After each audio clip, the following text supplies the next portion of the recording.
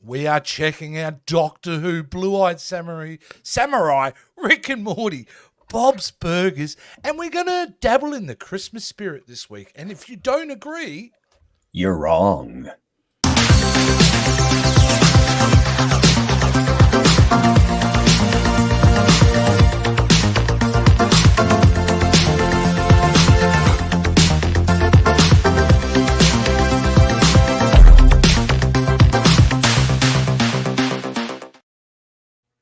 Welcome, guys, to If You Don't Agree, You're Wrong. I'm one of your hosts, VHS Jason. Next to me is Nighttime Riddler, Jason Roy Gaston. Riddle me this! What are you if you don't agree with what two elderly Gen Xers say on the internet? Well, you're wrong! That's the type of show we got, guys. So, James Gunn, you got my number. Yes, absolutely. I've sent it to you several times. You have my number. And if you can't reach him by phone, you can also find him via social media. And certainly, he'll be willing to talk if you please like, subscribe, comment, follow, do all those good things to help us keep this little train going. Choo-choo. All right, Jace, well, let's get stuck into it. We're going to move straight into Doctor Who. Wow. If you had said to me, Jason, a few weeks ago that we would be I would be watching Doctor Who, I think you'd be crazy, but here we are. I'm not sure what that has to do with it, but okay. Yeah. Maybe mutually exclusive, maybe not. Either way, here we are. We've watched all three. And, Jace, I'm going to let you start with it, and you let us know what you thought of the last David Tennant Doctor Who. No, I'm going completely blank. I can't remember what this episode was called, but it doesn't matter. Oh, it's called The Giggle.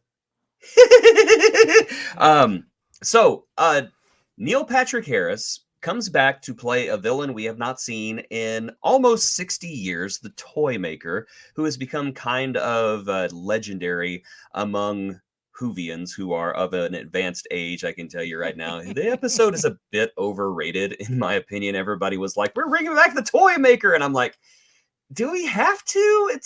Do you see that costume? It's a little, But, you know what? Neil Patrick Harris made this character fun. Made him sinister. I wasn't sure about the accent at first, but I love the fact that the character was playing up the accent, would drop it every now and again. Well, that's just all right then, isn't it? I thought it was great. Shout out to Mel, who was a great companion from Days Gone By. It was good to see her again. And she had an essential part to play. I love how Unit is now, how it's got this big Avengers tower downtown London, especially since during the 13th eras, it was defunded and had basically stopped working. So, they bounced right back. I'm very proud of them. Story-wise, I loved it. I thought it was a lot of fun. David Tennant, amazing. And I do have to say, spoiler alert, if you have not seen the ending, shut this off now. Come back and see us later. By generation, having Shudigawa and David Tennant sharing almost the entire last act of this was absolutely brilliant. I don't know who's having a problem with that, because I thought it was great. The regeneration became a thing of joy. I'm loving Shudigawa's energy. I'm already in love with him as the Doctor. I can't wait to see more. And we get to keep David Tennant. And I think that's just marvelous. And you know what? I'm giving it all the dazzes I got. I just loved this special. The giggle made me giggle. All right. I feel like I'm seeing half the episode in some ways, because I know there are chock full of references in this episode, and I don't get any of them. However, the half that I feel like I did watch was a lot of fun. Neil Patrick Harris's villain, although ridiculous, and look, let's be honest, and I say this with love and no disrespect, Doctor Who's always got a strong dollop of cheese on it. And Neil Patrick Harris fit in so well with that. I like the over the top German accent. I thought was hilarious. And he got some really good moments. And the fact that this whole episode is won by a game of catch, I thought was kind of funny. You have these high-tech concepts and then you have these simple ideas. No, I was unaware that that's the first time they've kind of done a split like that with the Doctor Who. But wow, guys, that was great. It felt very much like a passing of the torch. And it was wonderful. And I agree, this new Doctor Who, man, I love his chutzpah. I'm in 100%. I must admit, from someone who's really come back into modern Trek really, really late, what they've done for somebody really new is gone, hey, this is what Doctor Who is. This is what it's like in the modern era. And now meet the new guy. Well, I'm definitely going to be checking out the Christmas special. I don't think I'll give it an ultra dazzer, but it's a well-deserved dazzer nonetheless. It's a lot of fun. I really did have a good time with it. I don't know if you know about this, but Russell T Davies, the showrunner, I should say, actually said that whenever the Doctor bi-generated and split off into two different Doctors, he said that it was not just David Tennant and Ncuti Gatwa who did that. Every single previous Doctor back through history bi-generated at that point. Oh, so wow. That means that Jodie Whittaker's still out there. That means Matt Smith is still out there. Peter Capaldi, Christopher Eccleston, Paul McGann, all the greats. I almost called him Tom Jones. Oh my gosh. Tom Jones is going to be a Doctor at some point. It's not unusual to time travel with me. Tom Baker. Tom Baker, yes. Tom Baker's out there, but he said that all the Doctors are basically running around because now there's like a Doctor Who-niverse out there. That's amazing. And you know what? The other thing about the show, I think you can tell it's recently had Disney money, right?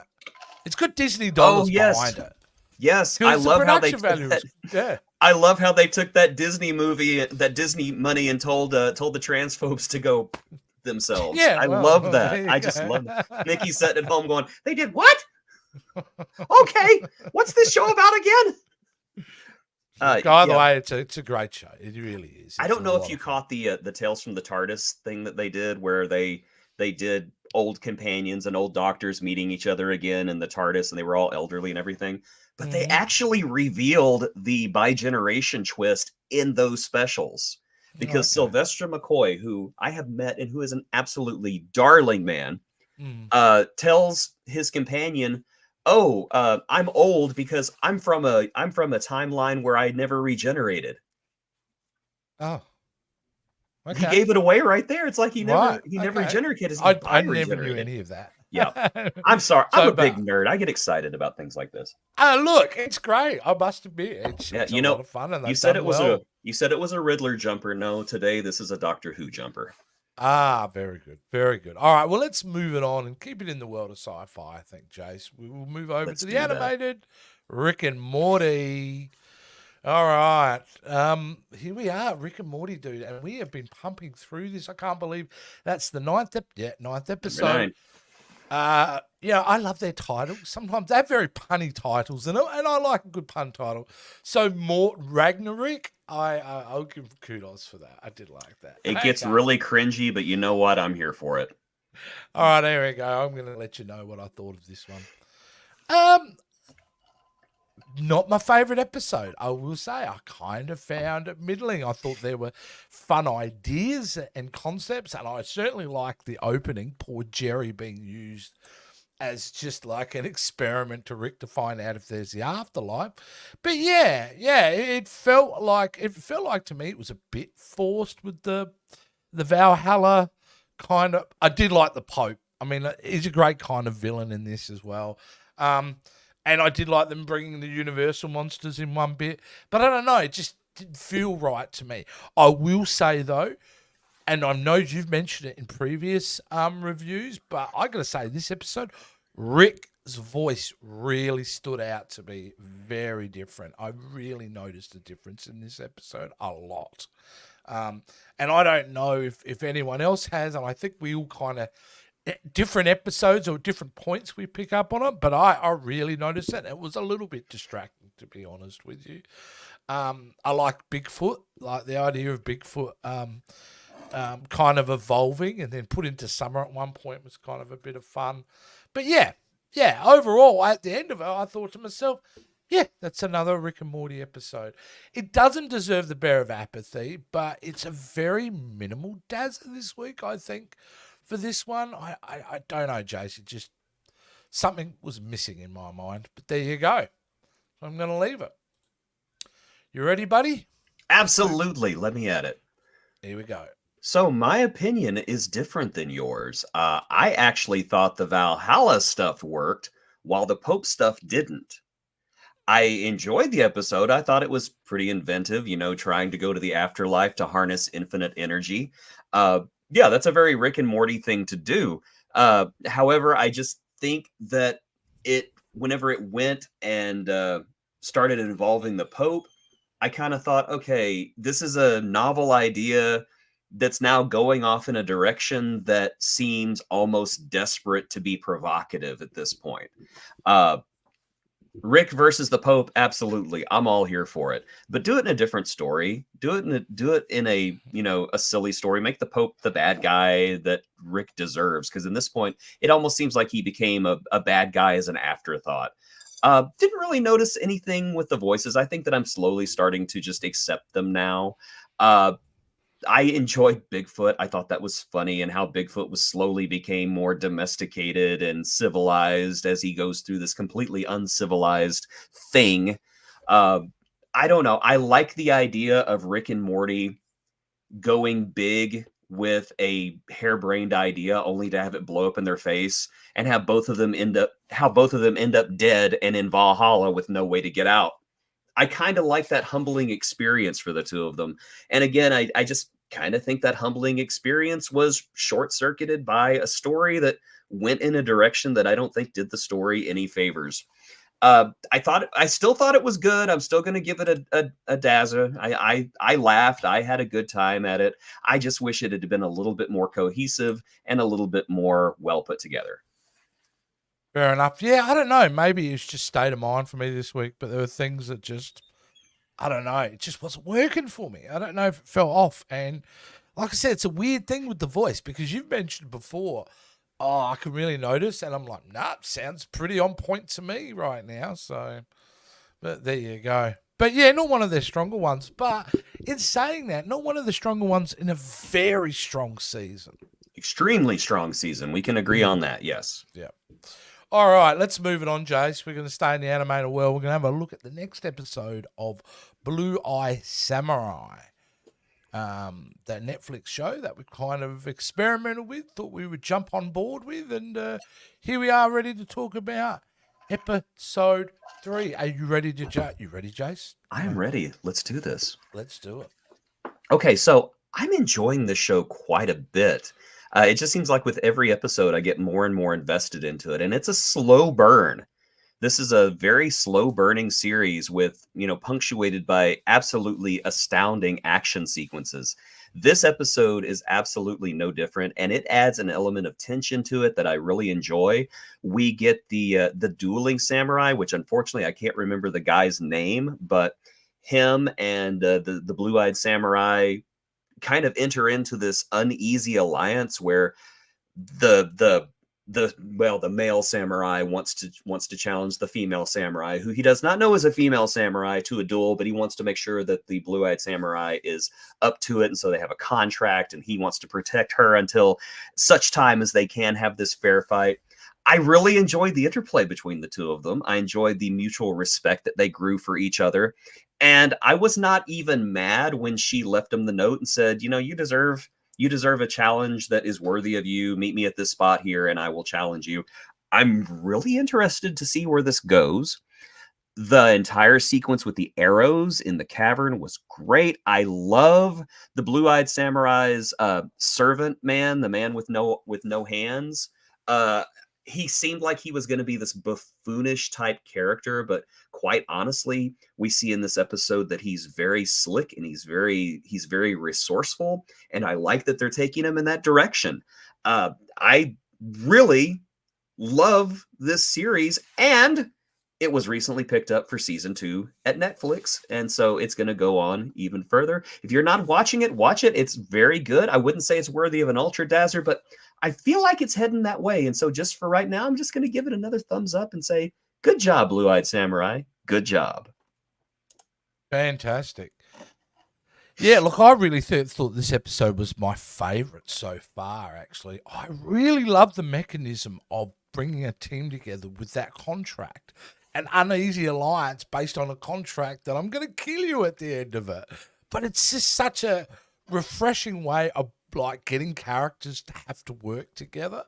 And I thought it was really good. Tygan is the character you're thinking of. He's come off really well, and he's willing to actually be open. It's a very interesting character that he plays because in some way he's creating this really strong bond with Mizu. But at the same time, he's the contract. It's all about the contract and his honor. Ringo, useful. Yeah, and I love that moment. Oh yeah, you're useful, and it's really building his own. It's wonderful. Yes, that assault, that battle scene where they are just absolutely inundated with the arrows.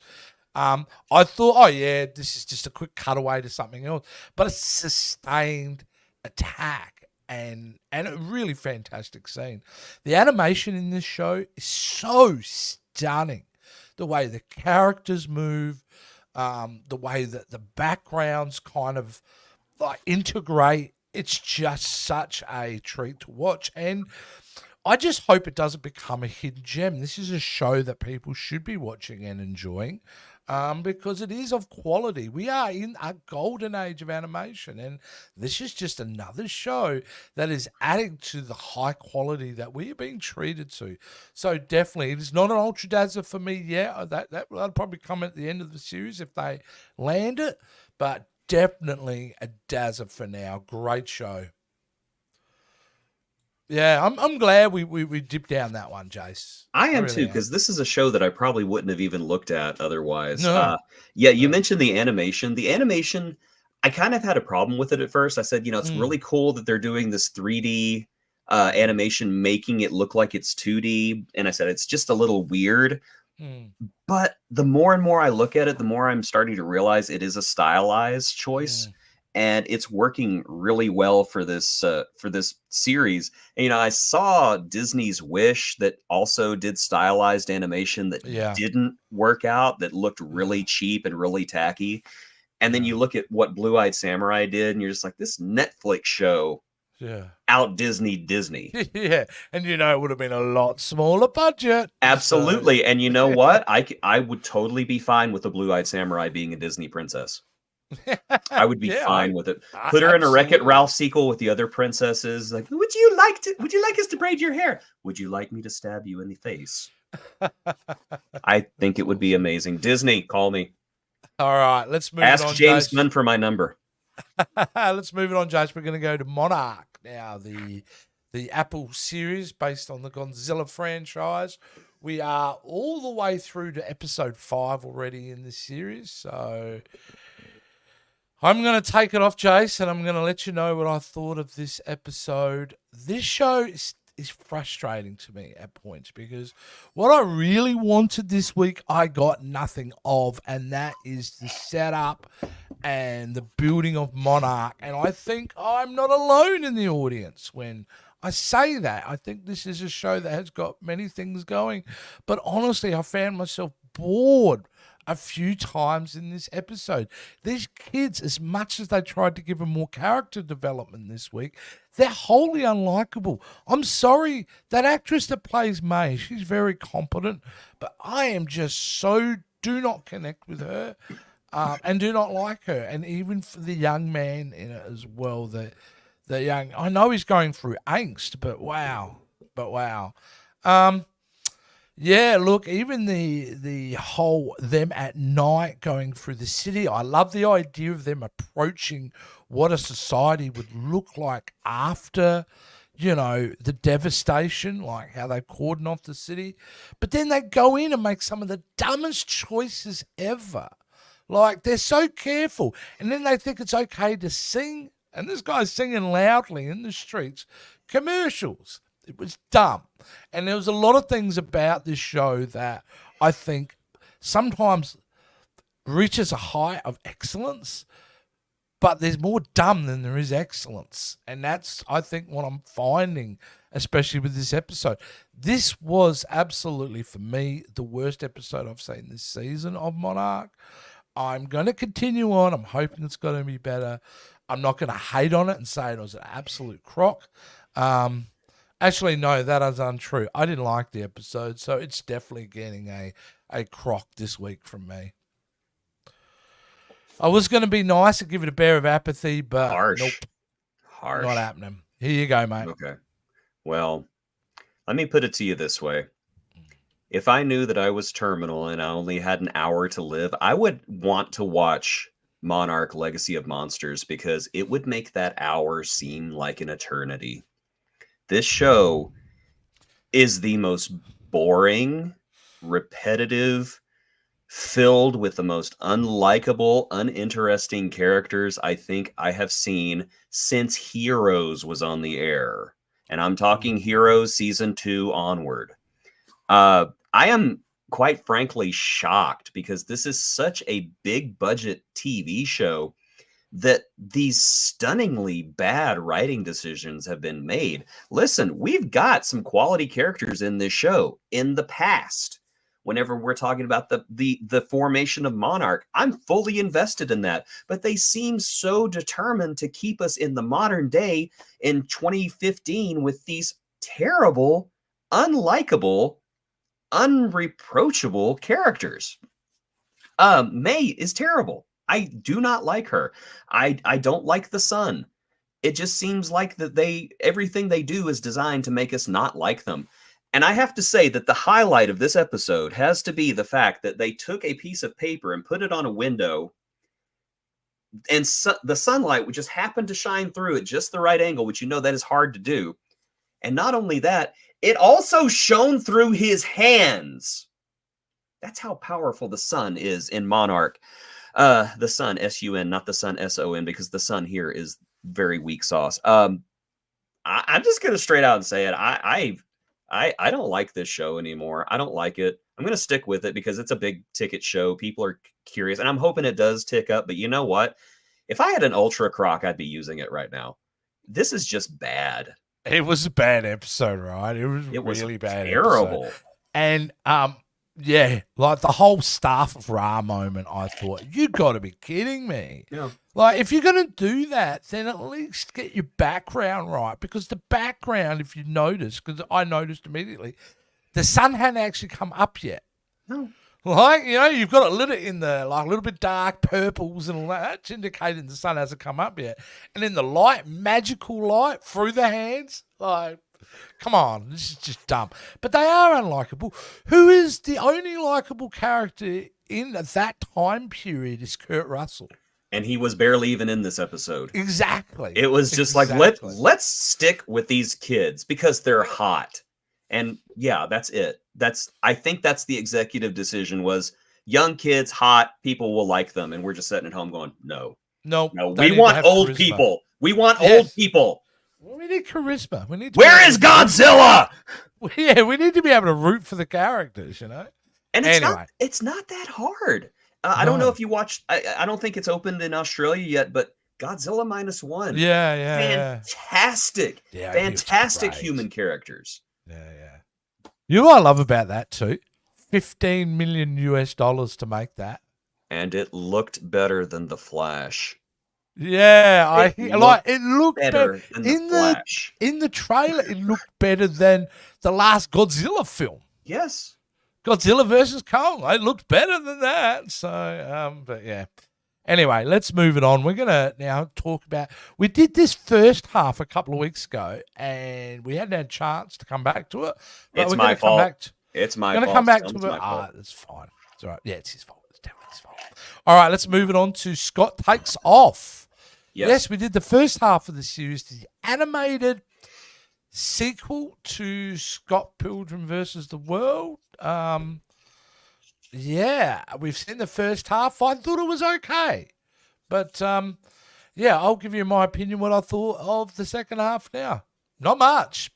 I was kind of in on this for a little bit. I thought it was clever how they kind of come to the resolution of this story, but it felt flat and it felt too long.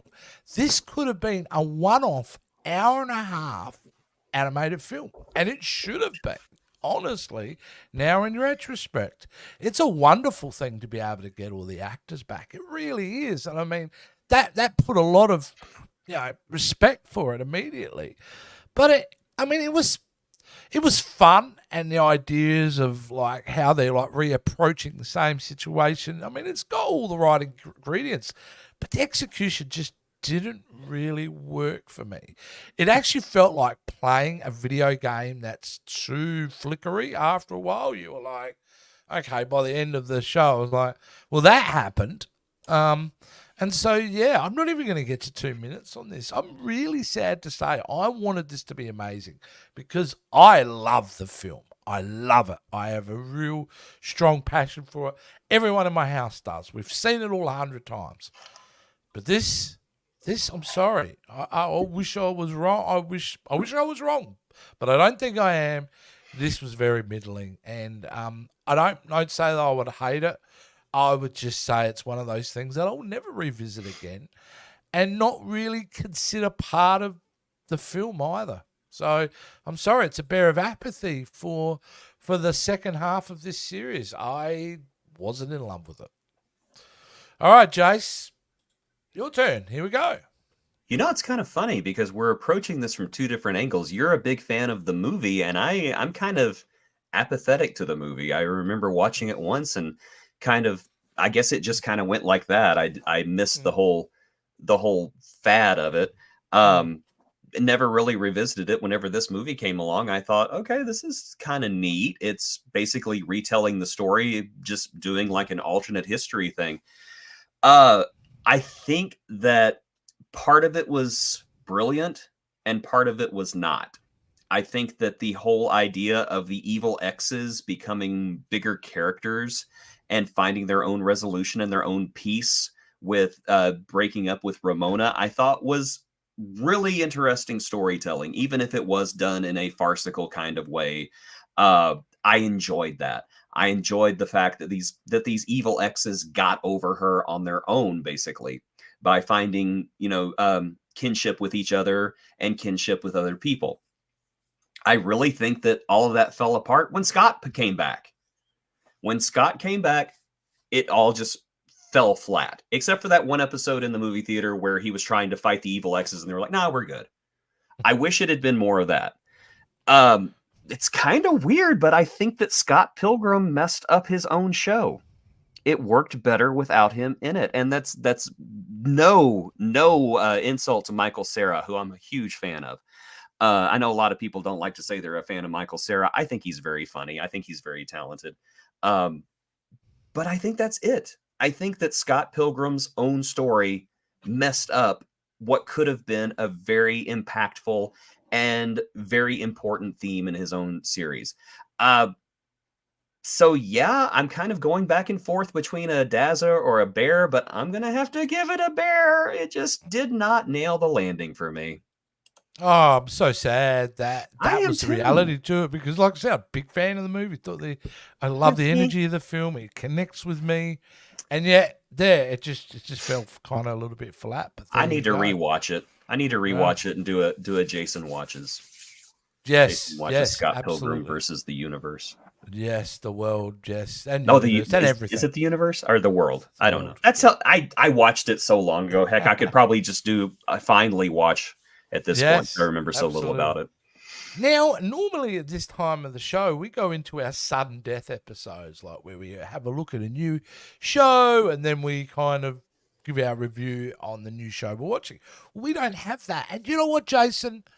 It's Christmas time. It's the season. Me, they're not putting anything new out. That's right. I will say I kind of cheated. I cheated, and I'll tell you why here in a minute.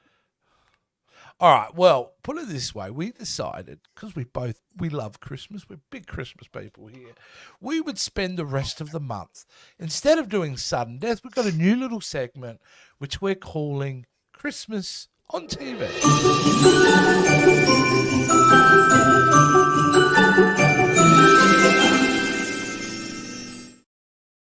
Oh, don't you love Christmas? I love Christmas so much. So what we're going to do here, we're going to go one for one. We've both got a couple of episodes of or Christmas episodes or Christmas movies that we want to talk about, recommend to you guys. And we're going to do one for one. And I'm actually going to start it off for the inaugural one. And I'm going to talk about one of my favorite ever Christmas episodes. And I thought about this a lot. And there's so many, Jace.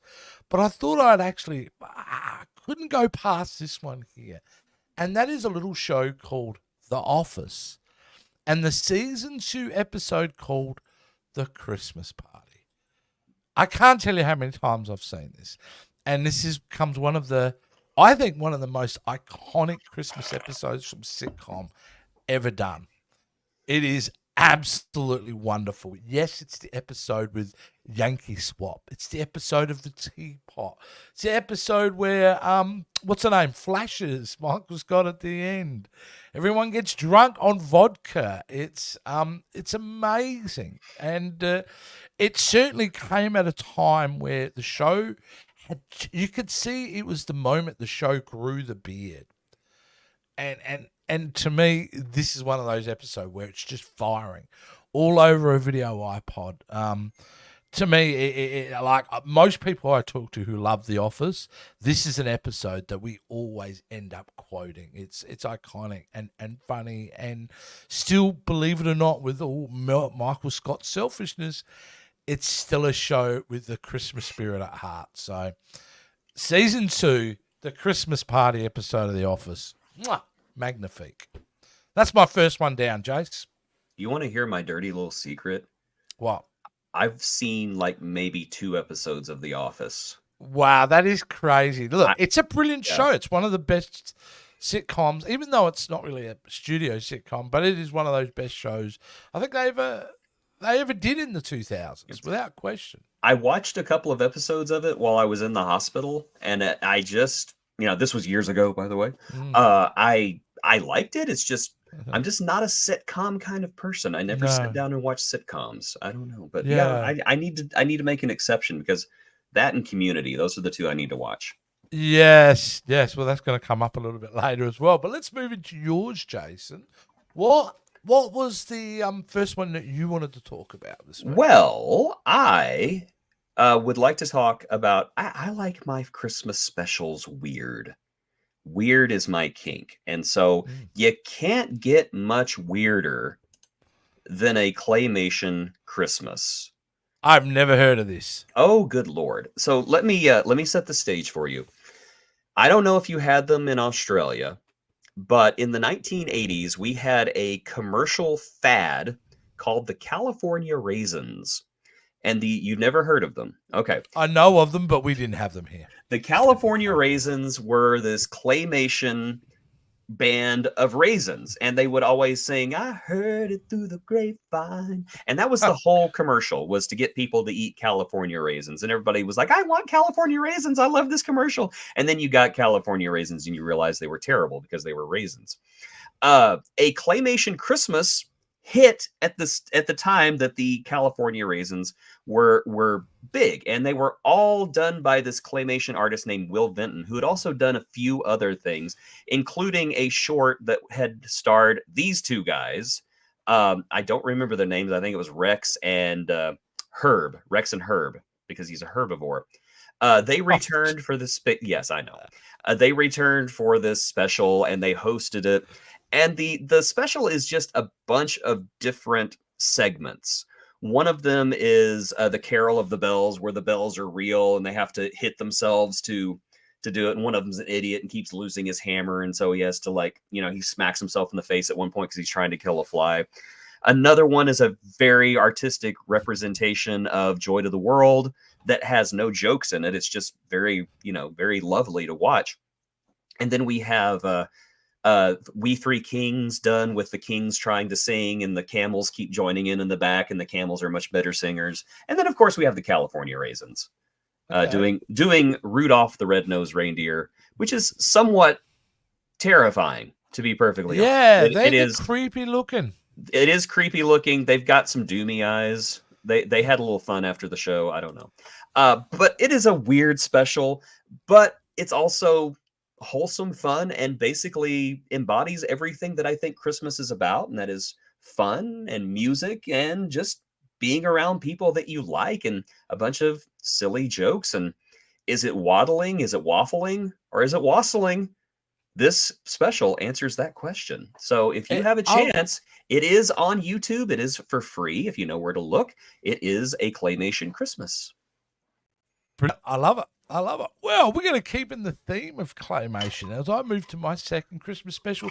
And this is where it gets really strange because it's the same year from the same studio who brought us The Office. They also started another show at the same time called Community. Now, Community is a show set in a college. You haven't seen it. It's a brilliantly funny show written it is the show that kind of made him break out, and it is brilliant. It was, and of course, Donald Glover, Chevy Chase, Joel McHale, Danny Pudi. Like, there's fantastic performers in this show, and Danny, who plays Abed in the show, is a wonderfully written character because he's on the spectrum as such. And they deal with him as a character so respectfully and deal with his issues in ways that are really unusual but really meaningful. And that's what they do with this episode of Community, which is done entirely in claymation, and it's called Abed's Uncontrollable Christmas. And what it is, it's Christmas time, and he's not seeing his mother.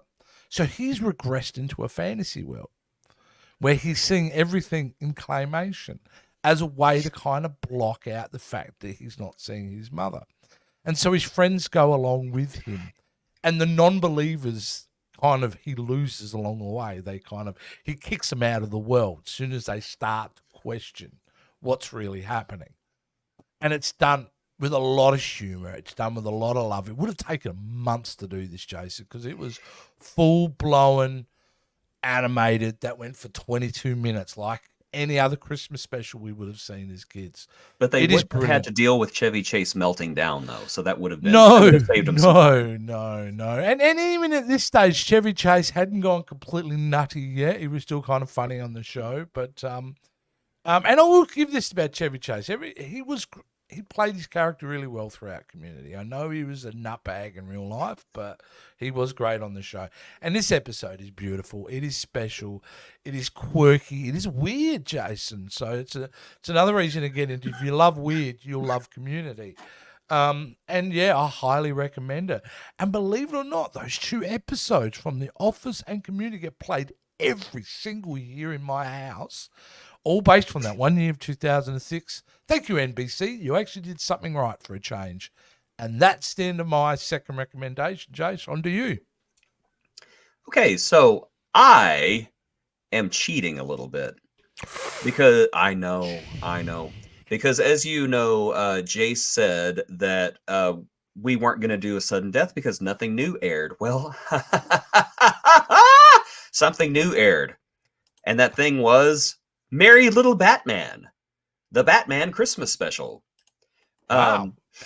I saw this last night, and I texted Jace. I was like, okay, I'm talking about this because this is just, it's too crazy not to talk about. Okay, yeah, I haven't seen it. Yeah, it is an animated Batman movie featuring Batman's son, who is a canonical character, by the way. His name is Damian Wayne, and in the comics, he's a very no-nonsense he was trained by assassins. He's like a 12-year-old murder boy, basically, who has become Robin because Batman doesn't want him to go over the edge and like murder people. And Damian Wayne is always like, Daddy, can I murder them? Let me murder them, Daddy, please. I've been very good. Let me murder them.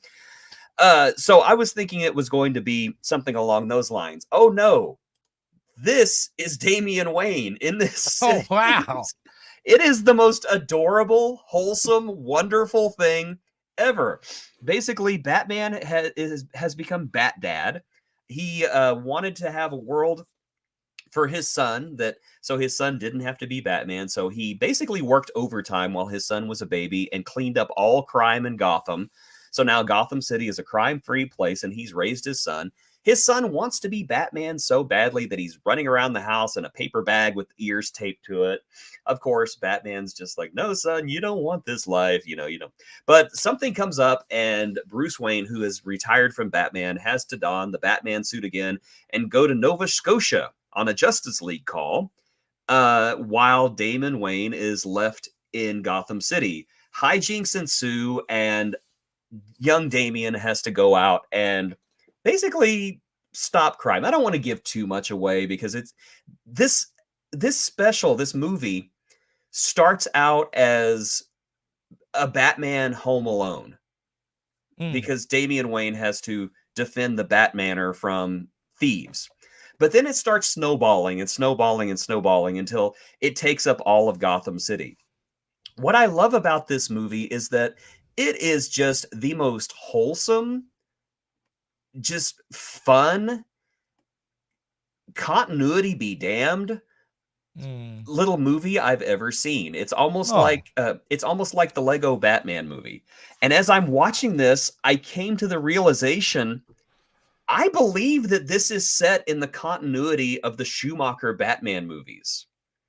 I think that this is like the sequel to Batman and Robin, because at one point Mr. Freeze shows up, and guess what Mr. Freeze sounds like? Yeah, Batman, you will go to the ice. And Bane shows up at one point, and Ivy shows up, and it's the Batman and Robin versions. Oh, wonderful. And sounds like a lot of fun. It is a lot of fun, but the funny part is this is also set 10 years in the future. So like Ivy's old, the Penguin is old, all these characters are old now. And it's just so much fun. And there's a lot of unexpectedly tear-jerking moments in this. You're watching this going, oh, this is so stupid. This is so stupid. Oh my God, why did they do that? Yeah, it's on Amazon Prime. If you got a subscription, you got this movie, go check it out. It's wonderful. I think it's a backdoor pilot for a series they're probably going to come out with soon. I'll probably watch the series because this is just fun. I love it. Continuity be damned, Batman be damned. I like wholesome family Batman. Go watch it. It's great. I'll definitely check it out for sure. It sounds great. All right, Jace, let's now move it on to our regular segment, which we call Hidden Gem.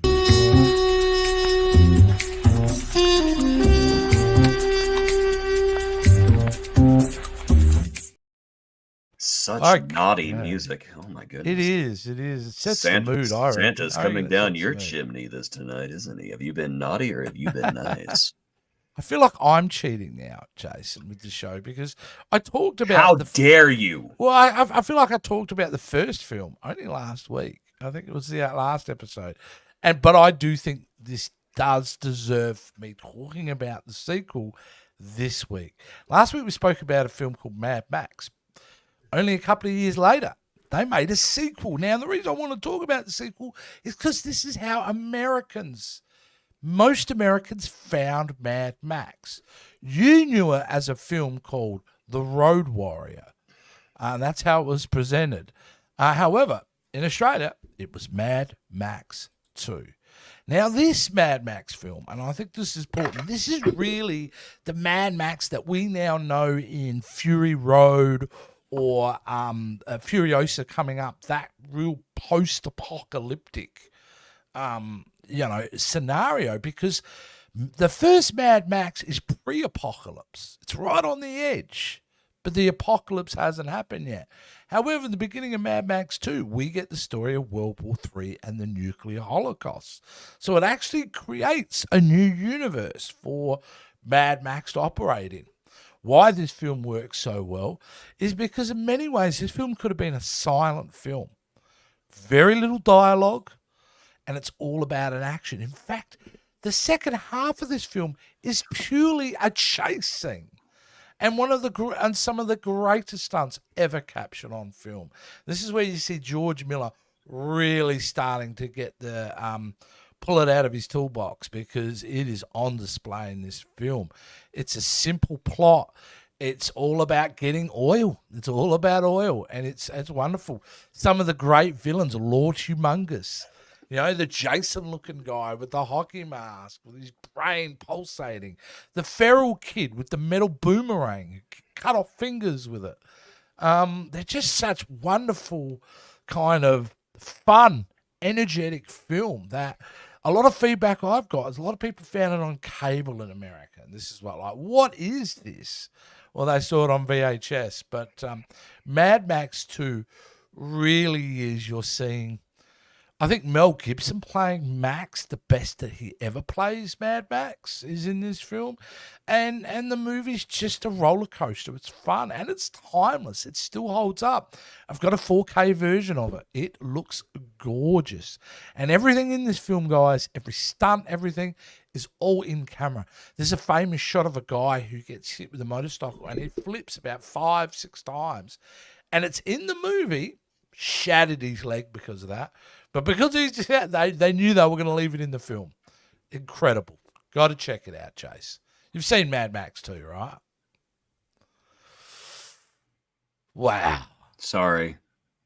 You are missing probably, all post-apocalyptic films that you've ever watched, Jason, they come from Mad Max 2. Mad Max 2 set the standard for that kind of post-apocalyptic desert film. Well, I tell you what, as soon as I'm done with the Fast and the Furious movies, I will start with the Mad Max movies. I think you would really get a lot out of the first couple. I think the second one you will like a lot because you've mentioned to me you're a big Fury Road fan. Oh, I love Fury Road, yeah. Yeah, and I think it maybe is not as energetic as Fury Road because it's made at a different time, but it's still it's pretty intense movie. Fantastic. Because also Mad Max, I think that's a Christmas movie. Why not? Yeah, why not? Set in the summer. That's our Christmas. I'm reaching. On to you, Jace. Okay, so I like big event films, and I think one of the biggest event films of all time is Avengers Endgame, because never had we seen so many of our heroes on screen at the same time. It was incredible. It was amazing. Something that we did not forget. However, it was not the first nor the biggest crossover of all time. No, my friends, that happened around the year 1988 with an event that changed the world of filmmaking forever. I am, of course, referring to the Muppet Family Christmas. Because whenever we're talking about the Muppet Family Christmas, we are talking about the Muppet Family Christmas, Sesame Street, the Muppets, Fraggle Rock, all smashing together in one holiday hullabaloo to end everything. Yes, Fraggle Rock. Awesome. Muppets, Sesame Street, crossing over every single way. Every time when the Sesame Street gang come down the street singing "Here We Come a Wassailing," you can just hear the Avengers theme. Dun dun dun dun dun dun dun dun. But seriously, the Muppets Family Christmas was a television movie, and whenever I say a television movie, I use that very loosely because it's only 44 minutes long. However, in those 44 minutes, you get Kermit, you get Miss Piggy, you get Big Bird, you get Cookie Monster being Cookie Monster before they started feeding him vegetables. You got Elmo, who shuts the hell up and doesn't say a thing because he's still a background Muppet and he hasn't ruined Sesame Street yet.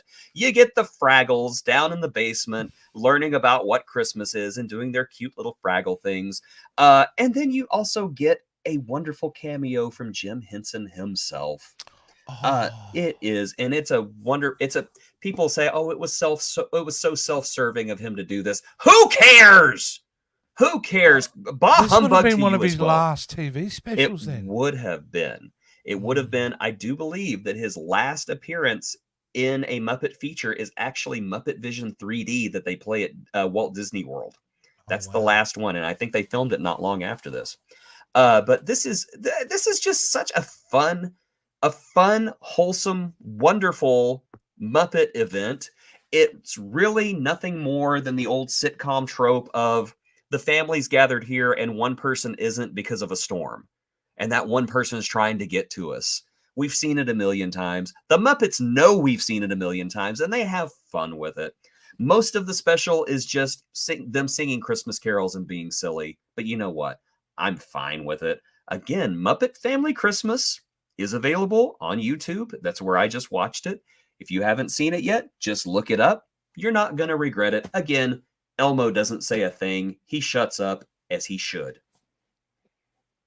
I do remember. I don't think I've seen it in 30-something years, but I do remember it. And how can you hate on the Muppets? The Muppets are awesome. No, if they're you great. hate Muppets, you've got a black heart, friend. If you hate Muppets, you're wrong.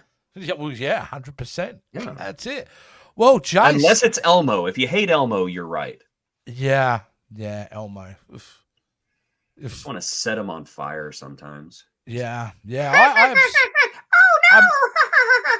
A Tickle Me Elmo, obviously you've had one in your house at some point. Did you ever operate on? I think I did once the kids were growing up and they'd thrown him out.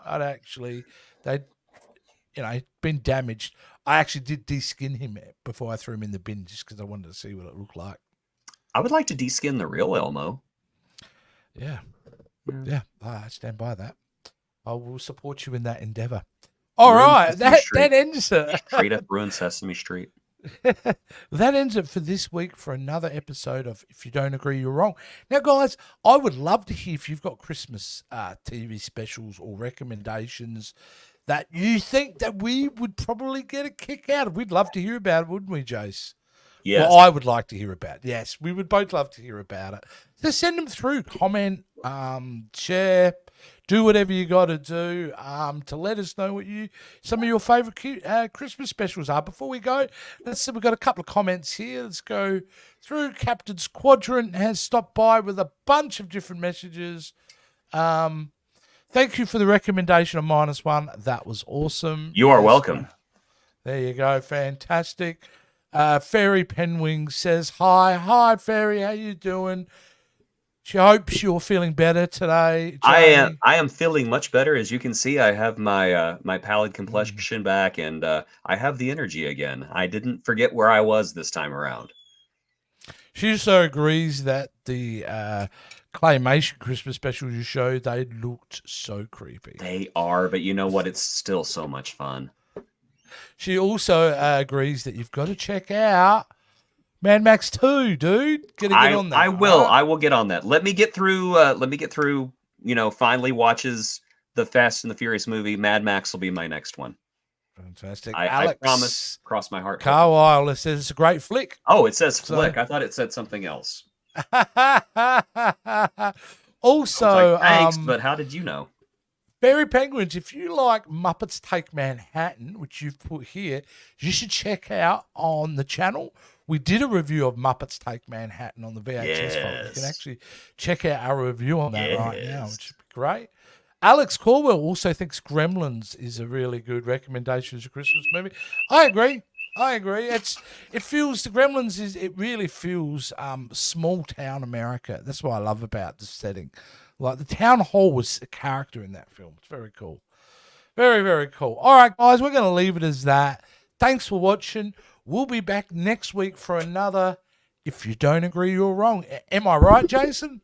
You're wrong. Right. You're right. You're wrong. We've got to find a better way to end this show. Just end it. Yeah, I'm ending it. Why not? Okay, do you know did you know Bruce Willis does not think Die Hard is a Christmas movie? I hope not. Because... Yeah, no. He doesn't think it's a Christmas movie. And I'm sorry, with all due respect. Oh, I'm sorry. If it takes place at Christmas, it's a Christmas movie. Nah. So you're getting into a grey area there. We're going to have to do a whole show about this one day. Okay, fine. Whole show. You're on. Let's do it.